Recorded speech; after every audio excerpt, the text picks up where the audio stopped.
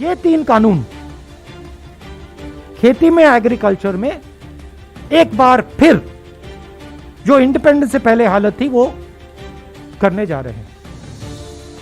4-5 लोगों के हाथ में पूरा का पूरा हिंदुस्तान की खेती का ढांचा नरेंद्र मोदी जी दे रहे हैं। मैं ना नरेंद्र मोदी से ना इन लोगों से डरता हूं, मुझे कोई फर्क नहीं पड़ता, ठीक है। मैं साफ सुथरा आदमी हूं, मुझे ये छू नहीं सकते, बात समझिए। हां, गोली से मार सकते हैं वो अलग बात है, मगर छू नहीं सकते। और मैं देशभक्त हूं, मैं अपने देश की रक्षा करता हूं,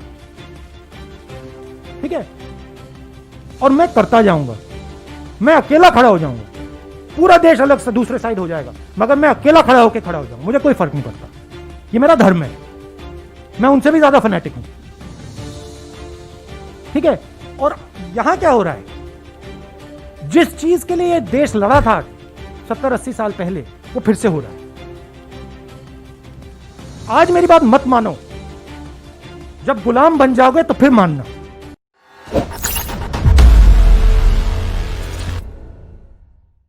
देखिए, अगर आप पिछले 6-7 साल को देखें तो हर इंडस्ट्री में उन्हीं 4-5 लोगों की मोनोपोली बन रही है। पावर देखिए, एयरपोर्ट्स देखिए, पोर्ट्स देखिए, टेलीकॉम देखिए, जहां भी आप देखेंगे उन्हीं 4-5 लोगों की मोनोपोली बन रही है। मतलब इस देश के 4-5 नए मालिक हैं। आज तक एग्रीकल्चर में, खेती में मोनोपोली नहीं थी। आज तक हिंदुस्तान के खेतों का फायदा किसानों को जाता था, मजदूरों को जाता था, मिडिल क्लास को जाता था, गरीबों को जाता था। कैसे? एक पूरा ढांचा था जो इन लोगों की रक्षा करता था। उसमें मंडियां शामिल थीं, उसमें एसेंशियल कमोडिटीज एक्ट शामिल था, उसमें लीगल सिस्टम शामिल था। ये 3 कानून खेती में, एग्रीकल्चर में एक बार फिर जो इंडिपेंडेंस से पहले हालत थी वो करने जा रहे हैं। 4-5 लोगों के हाथ में पूरा का पूरा हिंदुस्तान की खेती का ढांचा नरेंद्र मोदी जी दे रहे हैं। इसीलिए किसान बाहर खड़े हैं और किसान अपनी रक्षा नहीं कर रहे हैं। और ये हमारे मिडिल क्लास भाइयों को और खासतौर से युवाओं को समझना होगा, वो आपकी रक्षा कर रहे हैं, वो आपके भोजन की रक्षा कर रहे हैं। और हम सबको पूरा का पूरा उनको समर्थन देना है। ये हिंदुस्तान की रियलिटी है। There is no deadlock, you have to understand what is going on. There is no deadlock. The government believes that they can tire out the farmers. The government in its arrogance believes that किसानों को थकाया जा सकता है, किसानों का बेवकूफ बनाया जा सकता है। किसानों को ना थकाया जा सकता है, ना उनका बेवकूफ बनाया जा सकता है। किसान प्रधानमंत्री से ज्यादा होशियार है। प्रधानमंत्री से ज्यादा समझ हिंदुस्तान के किसान को है, क्या हो रहा है क्या नहीं हो रहा है। तो that is the reality. Solution एक ही आएगा, ये तीनों कानूनों को वापस लेना पड़ेगा, और कोई सोल्यूशन नहीं आएगा। सरकार किसानों को डिस्ट्रैक्ट करने की कोशिश कर रही है। सरकार कह रही है किसानों को कि देखिए, बात करिए हमसे, 10 बार बात हो गई, 9 बार बात हो गई, वो उसको सरकार घसीटती जा रही है। तो रियलिटी किसान जानते हैं। और राहुल गांधी कौन है, क्या करता है, हिंदुस्तान का हर किसान जानता है।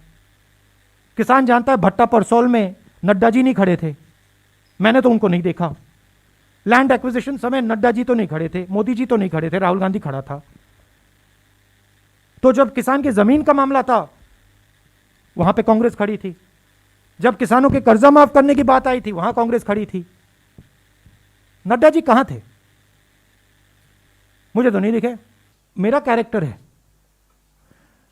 मैं ना नरेंद्र मोदी से ना इन लोगों से डरता हूं, मुझे कोई फर्क नहीं पड़ता, ठीक है। मैं साफ सुथरा आदमी हूं, मुझे ये छू नहीं सकते, बात समझिए। हां, गोली से मार सकते हैं वो अलग बात है, मगर छू नहीं सकते। और मैं देशभक्त हूं, मैं अपने देश की रक्षा करता हूं, ठीक है, और मैं करता जाऊंगा। मैं अकेला खड़ा हो जाऊंगा, पूरा देश अलग से दूसरे साइड हो जाएगा, मगर मैं अकेला खड़ा होकर खड़ा हो जाऊंगा, मुझे कोई फर्क नहीं पड़ता। ये मेरा धर्म है, मैं उनसे भी ज्यादा फैनेटिक हूं, ठीक है। और यहां क्या हो रहा है, जिस चीज के लिए यह देश लड़ा था 70-80 साल पहले, वो फिर से हो रहा है। आज मेरी बात मत मानो, जब गुलाम बन जाओगे तो फिर मानना, मेरे लिए एक्सेप्टेबल है, मैं तो गुलाम नहीं हूं ना। ये क्या जेपी नड्डा मेरे प्रोफेसर हैं क्या, कि मैं इनको जवाब देता जाऊं? ये कौन है ये? क्या ये हिंदुस्तान के प्रोफेसर हैं, टीचर हैं क्या? उनका क्यों जवाब दूं मैं? कौन होते हैं वो? मैं हिंदुस्तान का जवाब देता हूं, किसान का जवाब देता हूं। किसान मुझसे कोई भी सवाल पूछे, जवाब दूंगा। और जहां तक एग्रीकल्चरल सिस्टम की रिफॉर्म की बात है, हां, हमने रिफॉर्म की बात की है, मगर हमने एग्रीकल्चरल सिस्टम को डिस्ट्रॉय करने की बात नहीं की। हमारे किसी भी कानून में यह नहीं लिखा कि किसान जाकर कोर्ट में नहीं जा सकता। हमारे किसी भी कानून में यह नहीं लिखा कि मंडी को हम खत्म कर देंगे, नष्ट कर देंगे। हमारे किसी भी कानून में नहीं लिखा कि हम मतलब 1-2 लोगों को पूरे हिंदुस्तान का अनाज स्टोर करने देंगे। कोई भी ऐसा कानून नहीं है। ये जो 3 कानून है, ये प्रोसेस के एक भाग है। प्रोसेस क्या थी? Process Bhatta Parsaul, process land acquisition, process कि नरेंद्र मोदी जी ने कहा मैं बोनस नहीं दूंगा, एमएसपी में सही पैसा नहीं देना। आस्ते आस्ते आस्ते आस्ते नरेंद्र मोदी जी, बीजेपी किसान को कमजोर करने की कोशिश कर रहे हैं। एक बार किसान कमजोर हो गया तो फिर वो लड़ ही नहीं पाएगा।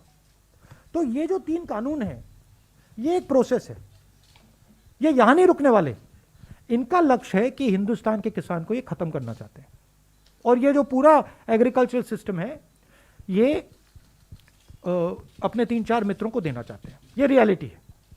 और हमारा काम हिंदुस्तान का जो किसान है उसका प्रोटेक्शन करना है।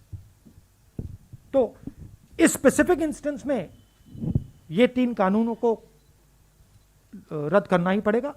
कांग्रेस पार्टी की पोजीशन है, किसानों की पोजीशन है। मगर आप यह मत सोचिए कि अगर ये 3 कानून रद्द हो गए, नरेंद्र मोदी वहां रुकेंगे। वो नहीं रुकने वाले।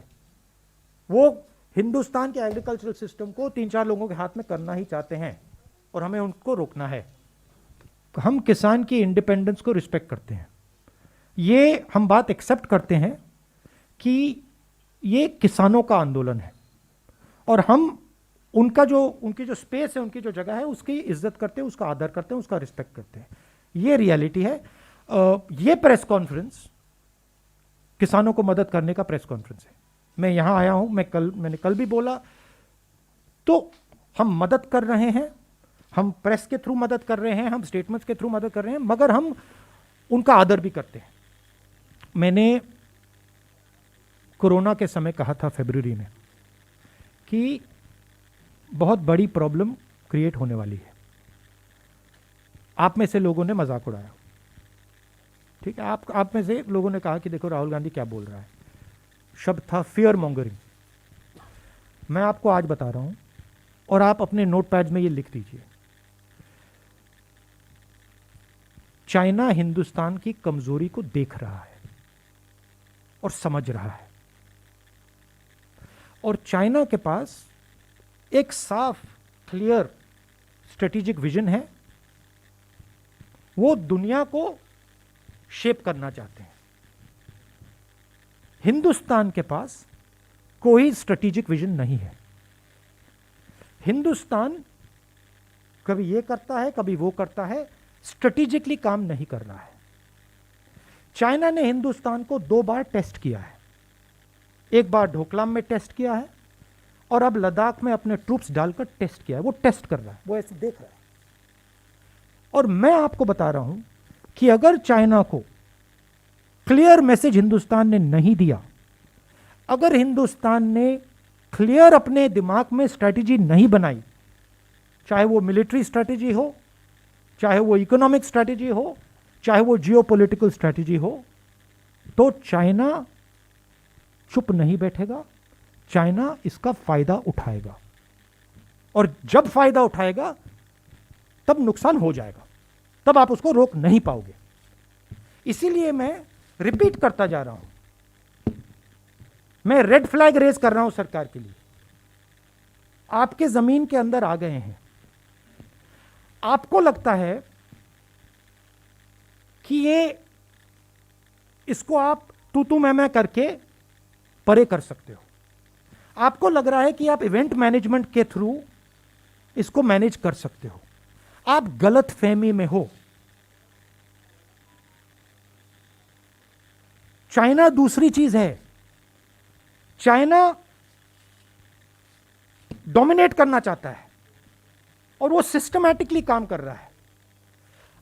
आपके शब्दों से कुछ फर्क नहीं पड़ने वाला है, आप मेरे बारे में कुछ भी बोल दो, कुछ फर्क नहीं पड़ने वाला है। आपका काम हिंदुस्तान की रक्षा करने का है,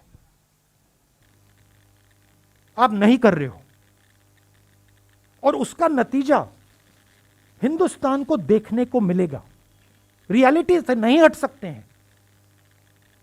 इसीलिए मैं वार्निंग दे रहा हूं कि देखिए, मैं ऑपोजिशन लीडर हूं, मेरा काम है, देखिए कोरोना आ रहा है, इकोनॉमिक डैमेज होगा, लोग मरेंगे, तैयारी कर लीजिए। उन्होंने कहा राहुल गांधी बकवास कर रहे हैं।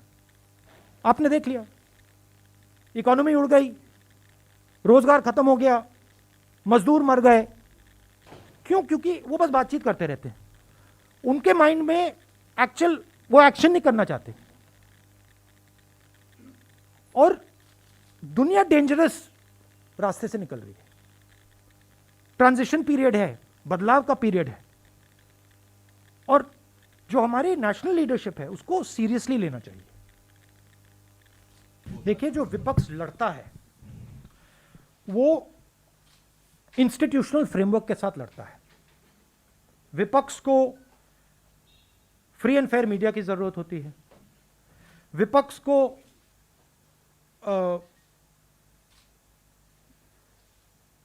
इंस्टीट्यूशंस की जरूरत होती है, विपक्ष को जुडिशरी की जरूरत होती है, विपक्ष को पार्लियामेंट की जरूरत होती है। तो हर इंस्टीट्यूशन को इन लोगों ने कैप्चर कर रखा है। कोर्ट्स को ये कंट्रोल करते हैं, मीडिया को ये कंट्रोल करते हैं, पार्लियामेंट में बोलने नहीं देते हैं। तो जिस प्रकार से अंग्रेज हिंदुस्तान को चलाते थे कि देखो, अगर ब्राउन चमड़ी है तो बोल नहीं सकते, वैसे ये हिंदुस्तान को चला रहे हैं। बोल नहीं सकते, बोलोगे तो मारेंगे। तो डर का माहौल है। आपने अभी बोला कि सब लोग कहते हैं कि राहुल गांधी लड़ रहा है, मगर डर का माहौल है। आप लोग जानते हो कि जो आपको रियलिटी दिख रही है आप नहीं कह पाते हो, आप मेरे पास आके कहते हो। तो ये हिंदुस्तान की रियलिटी है और इससे हम लड़ेंगे। देखिए, एक जर्नलिस्ट को डिफेंस का सेंसिटिव इंफॉर्मेशन बालाकोट से पहले इंफॉर्मेशन दी जा रही है। उसी जर्नलिस्ट ने पहले कहा पुलवामा के बाद कि यह हमारे लिए बहुत अच्छा हुआ है। Reflection of the mindset of the prime minister. जो इनकी माइंडसेट है वो उनकी माइंडसेट है। ये देखो, हमारे लिए बहुत अच्छा हुआ है कि हमारे 40 लोग मर गए, अब हम चुनाव जीत जाएंगे। आपने इंफॉर्मेशन दी, इंफॉर्मेशन चार पांच लोगों के पास थी। ऐसे मिशन में पायलट्स के पास नहीं होती है। ऐसे मिशन में पायलट्स को लास्ट मिनट में मिलती है। एयर चीफ के पास थी, prime minister, home minister, defence minister, NSA. इन 5 लोगों में से किसी ने इस व्यक्ति को यह इंफॉर्मेशन दी। यह क्रिमिनल एक्शन है। पता लगाना पड़ेगा किसने दी और उन दोनों को जेल में जाना पड़ेगा। और ये प्रोसेस शुरू हो जानी चाहिए। मगर ये प्रोसेस शुरू नहीं होगी, मैं बता दूंगा आपको क्यों, क्योंकि प्रधानमंत्री ने इंफॉर्मेशन दिया होगा।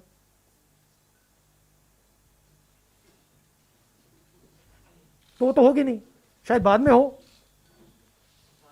क्या आधार आप कह रहे हैं प्रधानमंत्री ने दिया है? नहीं, मैं बहुत बड़ा आरोप लगा रहे हैं। 5 लोगों के पास है, आपके पास इंफॉर्मेशन थी, आप तो नहीं दे सकती थी। Prime minister new, air chief new, NSA new, home minister new, defence minister new, 5 people new. Which one of इनमें 5 में से किसने दिया? तो दैट इज क्लियर कट, सीधी सी बात है। अगर आपको हमारे वीडियोस पसंद आए तो प्लीज लाइक करें, सब्सक्राइब करें और शेयर करें।